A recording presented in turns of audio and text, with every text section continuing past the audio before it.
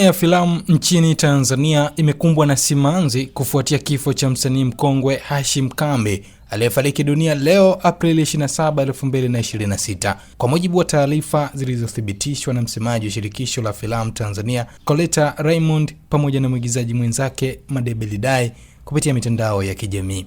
Kwa mujibu wa maelezo yaliyotolewa, marehemu alikuwa ametokea mkoani Tabora kwa shughuli za kikazi, na baada ya kurejea alielekea moja kwa moja eneo la kazi lililotajwa kuwa Pilipili.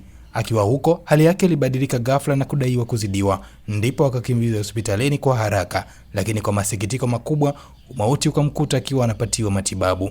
Taarifa hizo pia zimeeleza kuwa marehemu alikuwa akisumbuliwa na ugonjwa wa presha pamoja na sukari, hali ambayo imeelezwa kuwa huenda ilichangia kuzorota kwa afya yake siku za mwisho. Kwa waliokuwa wakifuatilia filamu za Kitanzania, Hashim Kambi hakuwa jina la kawaida. Alikuwa ni sura ya uhalisia wa maigizo, sauti ya waigizaji wenye uzito na mwalimu kwa kizazi cha waigizaji kilichokuja baada yake. Alitengeneza heshima yake si kwa makelele au maarufu, bali kwa kazi. Kupitia kazi zake maarufu kama Simu ya Kifo, Binti Nusa na Babu Seya, Hashim Kambi alijijengea nafasi ya kipekee katika mioyo ya watazamaji. Alikuwa na uwezo wa kubeba uhusika kwa uzito, kufanya uonekane wa kweli na kumvuta mtazamaji kuamini simulizi linaloendelea. Kwa hiyo sitaki tena. Mimi ni moto ambao unafuka chini ya kifusi. Utasikia unaona moshi baadaye ukija kulipuka unakuwa umeshongoza kila kitu. Sawa? Kwa sitaki tena kabisa. Kisha nafanya kazi yangu kwa uhakika.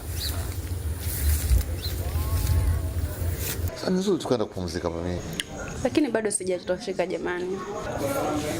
Utakunya nyumbani. Kwenye friji zipo najua na tunaweza kuagizia, lakini at least mimi niweze kurudi nyumbani kule leo mapema. Nyumbani wapi?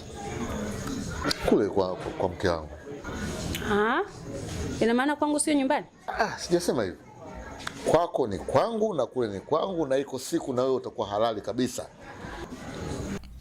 Katika enzi ambayo Bongo Movie ilikuwa inakuwa na kutafuta mwelekeo wake, watu kama Hashim Kambi ndio walioweka msingi, walibeba tasnia wakati fursa zikiwa chache, bajeti ndogo na miundombinu ya uzalishaji ikiwa dhaifu. Lakini pia kupitia vipaji vyao waliifanya filamu ya Tanzania ijulikane. Wengi wanamkumbuka kama mwigizaji mwenye nidhamu, mnyenyekevu na alikuwa tayari kusaidia vipaji vipya. Hakuwahi kuonekana kama mtu wa mashindano ya sifa, bali alikuwa mtu wa kazi. Ndio maana habari ya kifo chake imegusa wengi, si kwa sababu tu ameondoka msanii, bali ameondoka mzee wa tasnia.